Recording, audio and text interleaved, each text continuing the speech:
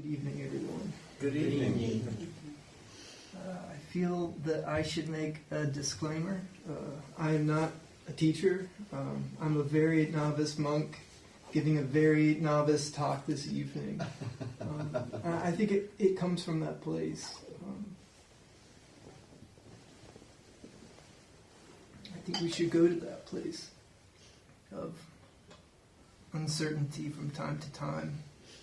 I think it's kind of quite good for us. And that's sort of where I've been. And if I think about what I want us to kind of orbit this evening, that word would be gratitude. And I've heard our teachers say that Zen fundamentally boils down to two things, which is gratitude and redemption. That this notion of gratitude is so central to our practice. And I've really been thinking about gratitude for quite some time. When I was in Japan, it was a big question of mine there as well. And I sort of invite you to consider how we all came here wanting something. All of us. We have some thing that we want more of in our life. And I think for a lot of people in our society, that thing that we want is something like materiality or wealth or fame or something like that. Maybe the more benevolent of us, at least fictitiously or not, believes that we want something maybe like wisdom. But I invite you to think that what if you made that thing gratitude? Like, what would that look like? I sort of think that maybe that's really the only thing that we actually need. Because there are people who have much in life, and they aren't very grateful for it. And it's almost as if they have nothing. And there are people who have very little who are just brimming with gratitude, and they're just vibrant with this zeal of living. But as I explore myself, I sort of wonder, am I grateful enough? And I kind of have the sense that I'm not. That I was given this extraordinary life, but am I truly grateful enough for it? I mean, do I truly appreciate it for what it is? And I think that's what I've been trying to cultivate in myself, is this more expansive gratitude. At the very end of my time in Japan, at the end of Rohatsu Sesshin, we ended with asking the training master a question. We all got to ask a question. And that was my question to him, is how do we cultivate gratitude? And I think this was my favorite moment in Japan, is his response to me. And he looked at me and he just said, "I don't know." And that was just so unburdening for me. It opened up the question and I think legitimized it for me, is being a very big question. I think one of these questions that we could spend a lifetime answering. But as this question has evolved for me, I think it kind of went in a direction I didn't foresee. Because as I wanted to cultivate gratitude, I guess I thought in this naive way that it was going to be easy. That to increase gratitude is just to increase the relative goodness of my life. But I've kind of since... So, I think when we really ask questions, I think they start to take a life of their own, and they lead us places. So in my life now, I am in a course that's really looking at trauma and abuse and violence and neglect, just all the worst things that can happen to a person that I think to some degree happen to all of us. And I've really been allowing myself to accept sort of the trauma in my own life or the things that I've gone without. And I think what's so interesting to me is how this is really tied with gratitude. How I think that this is sort of that question unfolding. And I think in a very strange way that what keeps us from learning and growing is that if we truly have a realization or we come to see some new truth, we sort of have to admit that we had gone our whole life without that. And so I think I find myself sort of opening to the things that I didn't have. And just how wonderful this has been for me. I mean, it's kind of like grieving. And I think that that's really what I hope to get at this evening is kind of the shadow side of gratitude. Like, what's the opposite of that? Because I think there's sort of a shadow side or a reverse to everything. And I think in cultivating gratitude, I think we kind of come to grief. And we open to kind of the void, if you will. That kind of existential angst of perceiving something not quite right. That's my encouragement, I guess, this evening is to open to that place.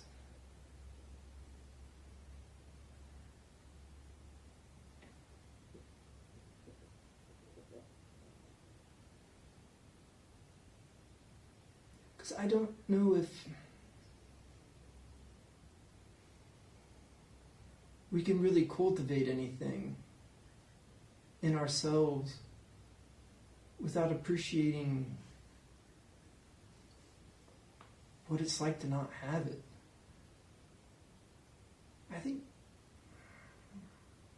for me too, I remember coming across this book, and I love the thesis of it. The book was called People Skills. And the thesis of the book was that we all sort of learn our communication style from our parents. And so we all kind of have a communication style that's about as good as what our parents gave us. So the idea was that most of our parents aren't communications experts, and so we're kind of inherently flawed in our ability to communicate. And so the idea was that we could train and we could learn in a better way. And I find that gratitude, I think, is a lot like that. It's sort of we inherit this sense of gratitude from our childhood. But I think we can cultivate it and grow it. And I think what also interests me about this is, in Buddhism we talk a lot about gratitude.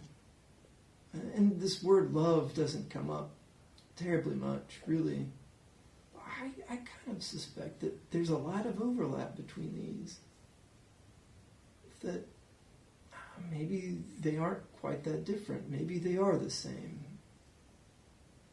And I think I found in myself that I inherited this sort of style of love from my parents that was just what it is.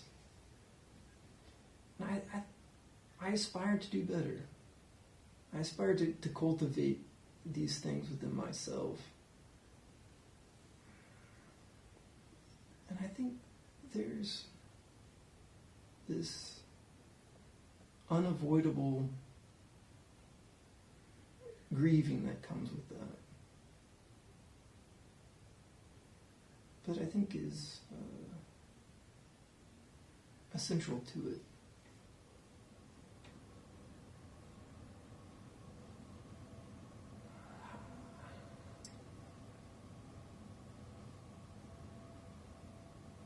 I think that's about what I had. I don't know what that sounded like or if that made any sense. If it was of any use, or if anybody has any questions. Yes, ma'am. Could you say a little bit more about what you think the necessary connection between gratitude and grieving? Because to me, those don't seem to be similar.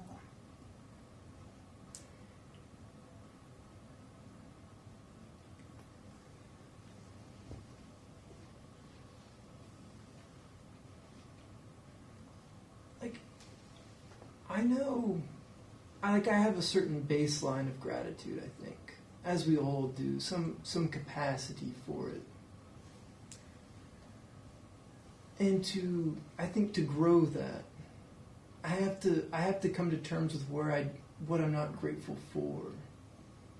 So I think this idea that we could just have this abundance, that we could just bring it into where it wasn't before, is kind of like realizing that it was never there.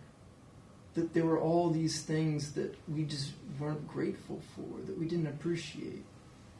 And I think that's kind of like grieving. That we realize that we had so much for so long without really attending to it, or without it resonating in us. Does that? Yes. Okay. Thank you.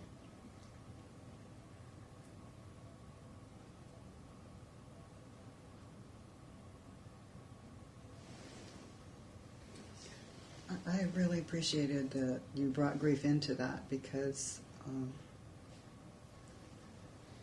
it does seem that if you don't allow yourself to see and experience that, it's almost like a door or a gateway to really being able to be grateful for me. So I really appreciated that you brought that in there. So thank you.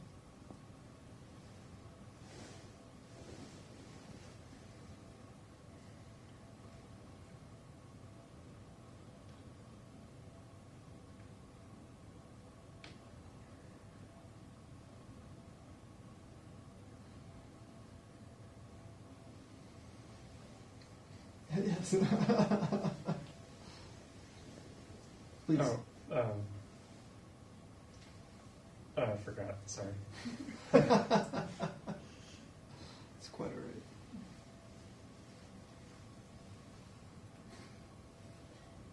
I was just going to say that I appreciate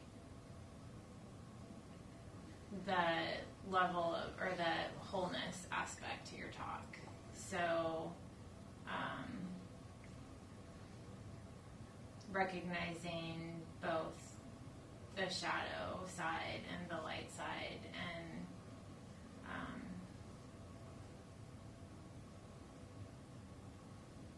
that it's all part of it. And I think a lot of times people can try to break up things and isolate things, and I appreciate what you had to say.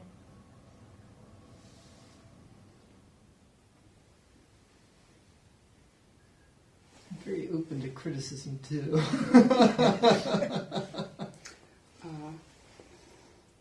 How do you think that you feel that you, since your gratitude is this thing, so how do you feel like you incorporate it into your practice, and especially being a white male? How do you incorporate, how do you be aware of that? I think This is very pointed. Because as a white male, I have so much privilege. I mean, I do. And what do I do with that? Mm-hmm. I think if I'm not grateful for what I have, I mean, how could I even see the people in my life, really? I think gratitude's a lot like that.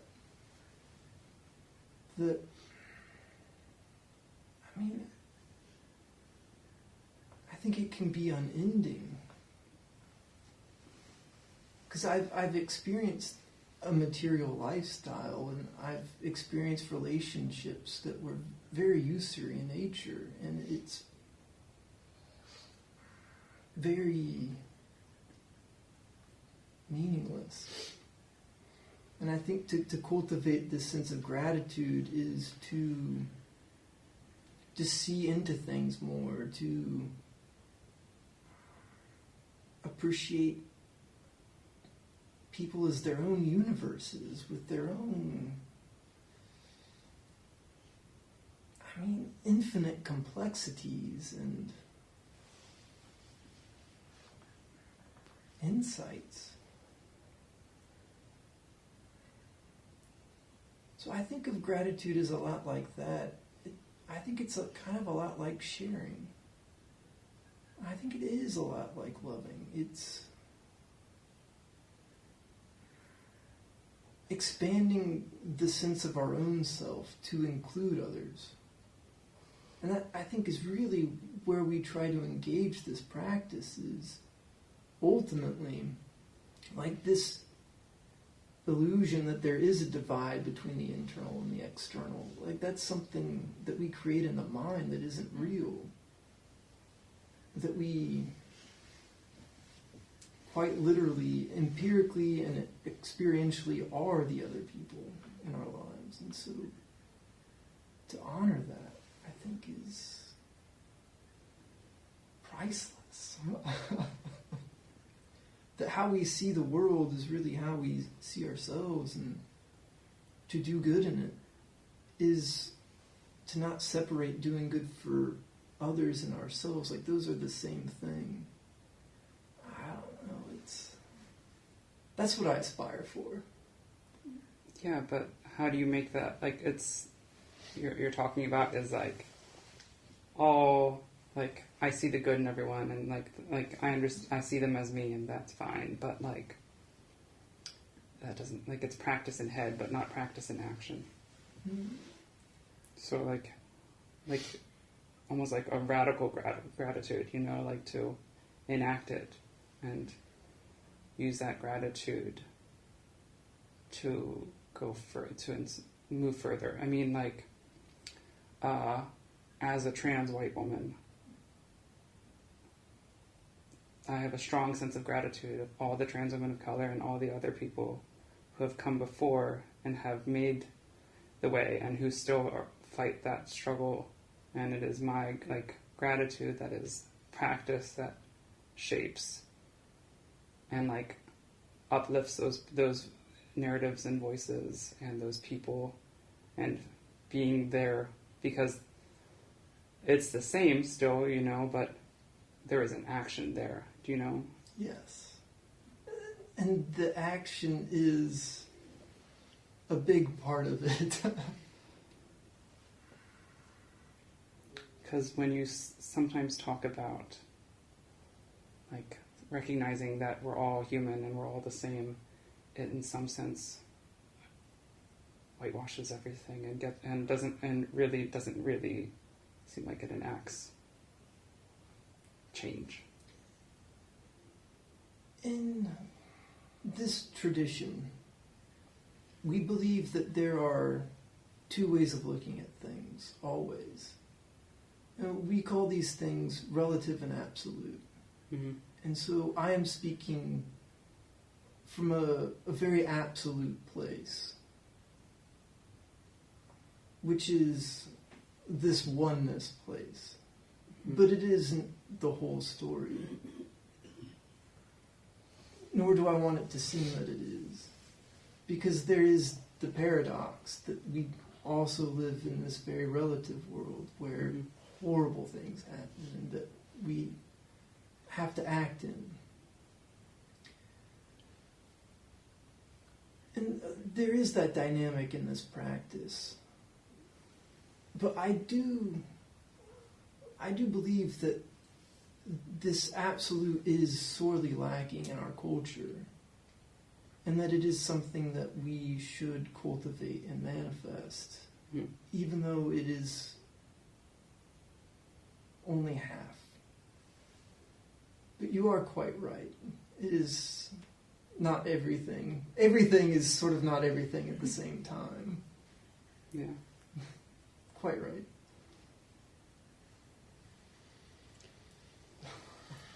I guess that's yeah. Would you say that maybe the actions that spring from gratitude would be maybe a manifestation of the absolute? Would you think of it that way? This is my hope.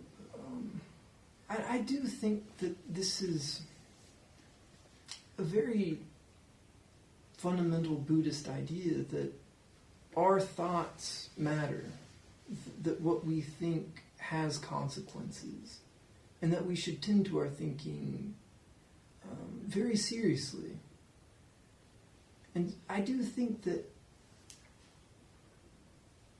as we cultivate this absolute mind, that it does go into our actions, and it does inform them, and it changes the way we are in the world, and how we perceive others, and how we are perceived. So I do think our actions that come from there resonate in a way that without it, they don't. Does that answer your question? Do you think that that is enough?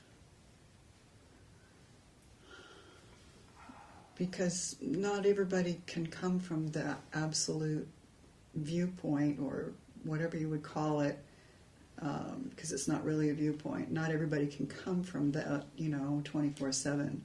So are there things that we can do to, first of all, be aware of what's happening around us, and then to take action to develop that? You said enough. So my question would be, enough for what?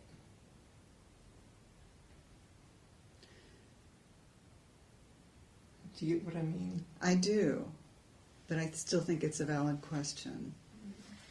No, I do not think that what we are doing is enough to end oppression in our lifetime or in 1,000 lifetimes. It is not a panacea or some magic button. And I think what I hoped to accomplish in this talk was partly that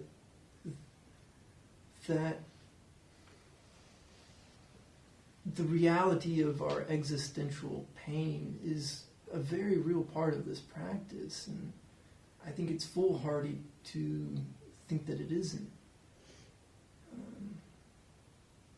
But I do think that cultivating this has ramifications beyond which we can calculate. That this is the awakened mind.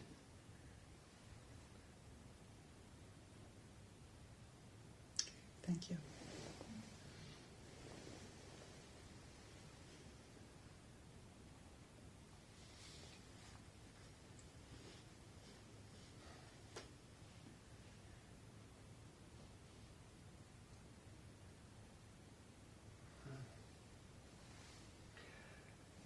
I tend to get all tangled up in the relative side of things. What I was thinking, I mean, generally when I think about gratitude,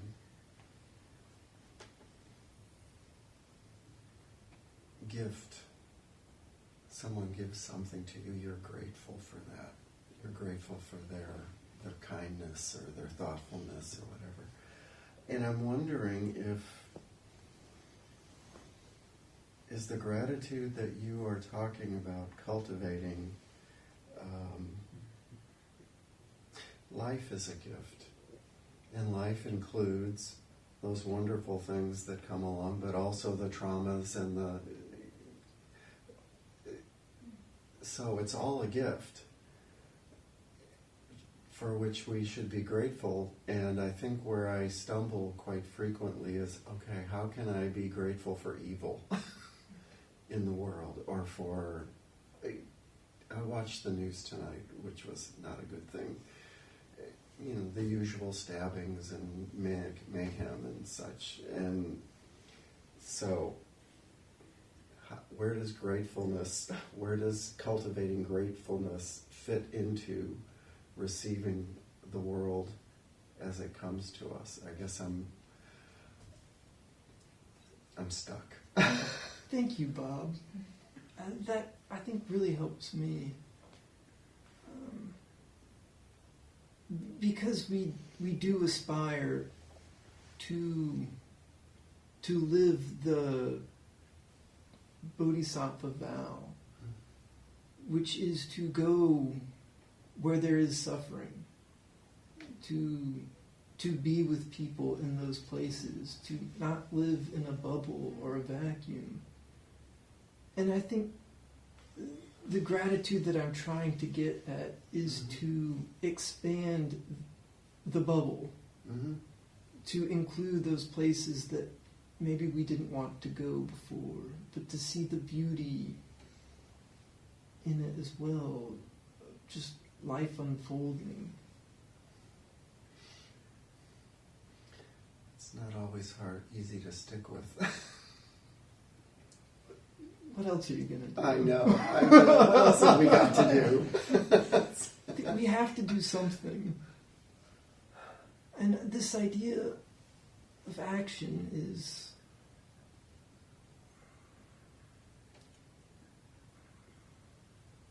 also maybe, it's a huge topic. And I think that sort of everything that we do is an action. And this idea that we cannot act is, I think, itself not possible. We are always acting. Whether we engage with the life that we have, how fully we engage it, and how humane we are in that, how much we see the other people in that is, I think, a choice that we have to make, to which gratitude is, I think, a part.